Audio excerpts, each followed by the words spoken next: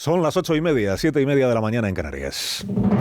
Estás escuchando Más de Uno en Onda Cero. Dirección de sonido, Fran Montes. Coordinación, Rubén Bartolomé. Producción, Mamen Rodríguez Sastre, María Jesús Moreno, Marisol Parada y Alicia Eras. Dirige Carlos Alsina.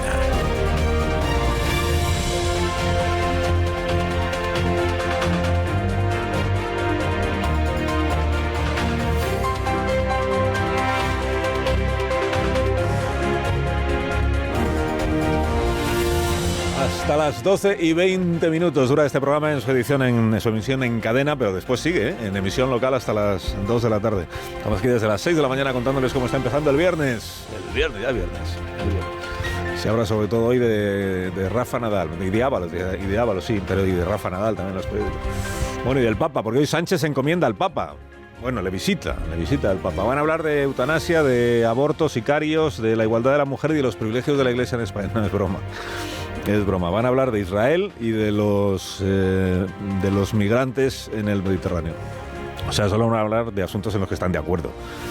No hay que tentar al diablo en una reunión como esta. Bueno, disfrutará mucho hoy de la lectura de los diarios el jefe de gabinete del presidente, que es un académico que ha investigado la ética del engaño. Disfrutará, es una manera de hablar, porque la palabra engaño se repite mucho en las crónicas hoy y en los editoriales de los periódicos. ¿Quién engañó a quién y quién nos engañó más a todos nosotros? El tema es Ábalos, naturalmente. Para unos diarios es Ábalos y ya, y punto, y para otros es Ábalos y el uno. O sea, Sánchez, el uno o el one, no sé cómo dicen los involucrados en esta trama o lo que sea.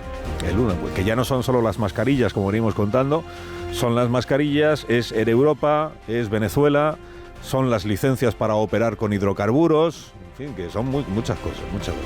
La nueva versión del gobierno, Realidad Alternativa, dice que la visita de Delcy Rodríguez la planteó en efecto José Luis Ábalos. Esto es una novedad, en 4 años no nos lo habían contado. La planteó José Luis Ábalos, sí, pero en cuanto comprobaron en el gobierno que había sanciones europeas a esta señora llamada Rodríguez, se canceló la visita. Ayer le tocó sostener esta nueva explicación al ministro Torres, que está mencionado también por Koldo y por Aldama cuando era presidente de Canarias. O sea, lo de ayer ya es una ironía. En cuanto al gobierno de España constata que hay sanciones de la Unión Europea, si se produce la entrada en espacio Schengen de la vicepresidenta, lo que se hace es que esa visita se cancela. En cuanto al gobierno constata que hay sanciones. ¿Esto cuándo pasó? Bueno, nunca antes nos habían contado esta versión de la historia, nos habían contado así esta historia. En El País y en La Vanguardia hoy subrayan que Ábalos engañó a Pedro Sánchez.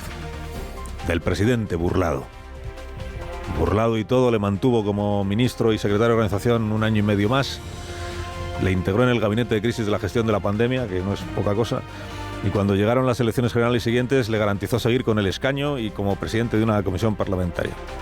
El presidente burlado. Opina Jordi Juan en La Vanguardia y dice: Sánchez tiene un problema, pero porque se lo ha creado Ábalos.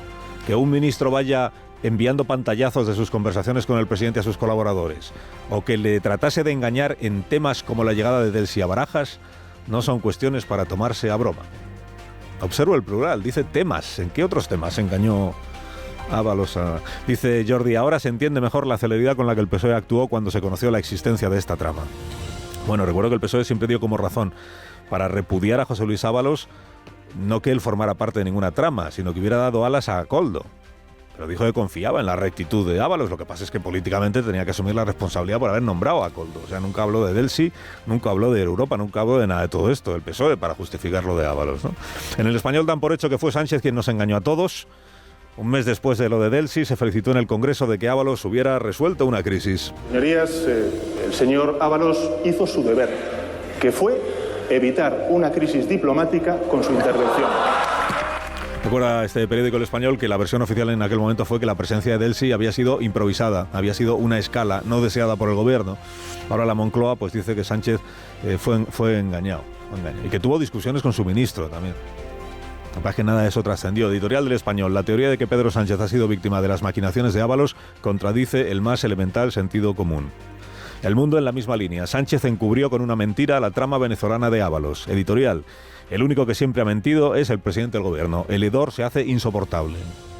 Editorial de ABC. A diferencia de otras tramas de corrupción, en esta el causante directo tenía asiento en el Consejo de Ministros y en la cúpula del partido gobernante. El Confidencial subraya el pasaje del informe de la UCO en el que se habla de otros actores que intervinieron en el rescate de Air Europa y cuyo rol, dicen los investigadores, debería sustanciarse. Esta parte es en la que los investigadores dicen que hay que seguir investigando por ahí porque hay más gente. Aclara Carlos Segovia hoy en El Mundo que Europa habría sido rescatada por cualquier gobierno por su condición de empresa estratégica, pero que la cuestión es si tener padrinos le sirvió para recibir dinero público antes que otros y en mayor cuantía. El Independiente apunta a la relevancia que cobra la vertiente hidrocarburos, que es la que ha llevado a Víctor de Aldama esta semana a prisión preventiva, y la que está detrás del chalet de Cádiz, que pagan ellos, los empresarios interesados en conseguir la licencia para operar con hidrocarburos, pero utiliza José Luis Ábalos.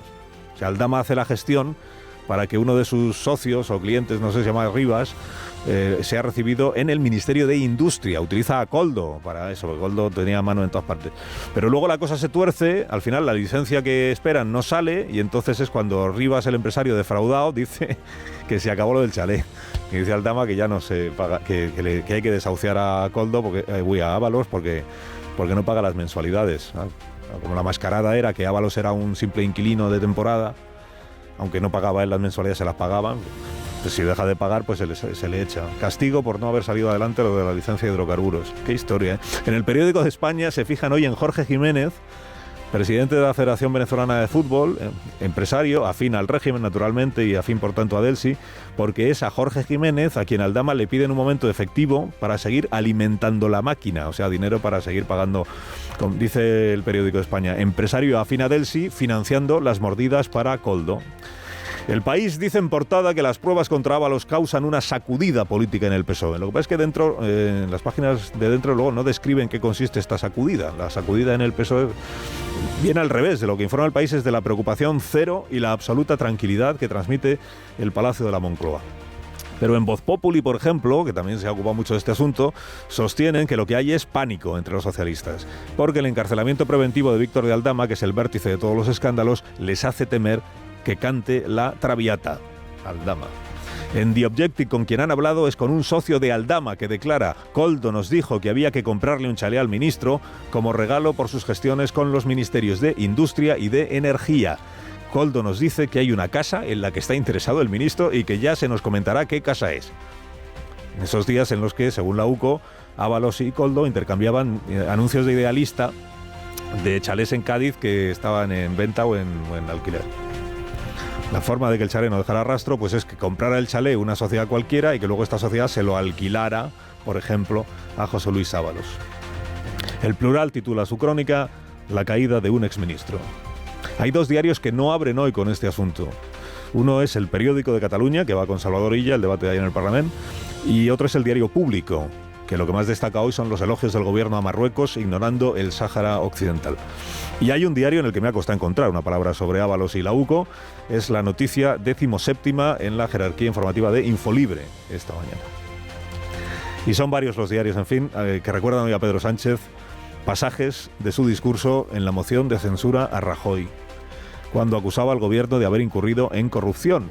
Y eso que no había ningún ministro implicado en el caso de la Gürtel y que los hechos eran de 10 años antes, pero para Sánchez había una responsabilidad del presidente del gobierno, Rajoy, en aquel caso de corrupción. O le recuerdan el discurso que hizo Sánchez cuando Rajoy fue citado como testigo en el juicio de la Gürtel. Señor presidente, si usted no pone fin a su agonía, desgraciadamente acabarán agonizando las instituciones y nuestra democracia. No arrastre a España en su caída, señor presidente. Dimita.